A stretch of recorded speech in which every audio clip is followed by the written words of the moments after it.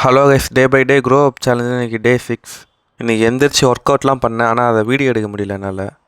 இன்றைக்கி வயலுக்கு மருந்து போடுற வேலைலாம் இருந்துச்சு. சரி, ஃபஸ்ட் டைம் மருந்து போட்டு பார்ப்போன்ட்டு போட்டேன். கொஞ்சம் தப்பாக தான் போட்டேன். இது இப்போ தான் வளர்ந்து வர பயிருன்றதுனால கொஞ்சம் பிரச்சனை இல்லை. ஓரளவுக்கு சுமாராக போட்டேன், ஆனால் கொஞ்சம் வரப்பில் போட்டேன்.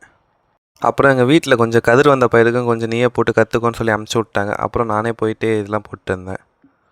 இந்த பயிர் கொஞ்சம் ஹைட்டாக இருக்கிறதுனால கொஞ்சம் போகிறதுக்கு கஷ்டமாக இருக்குது.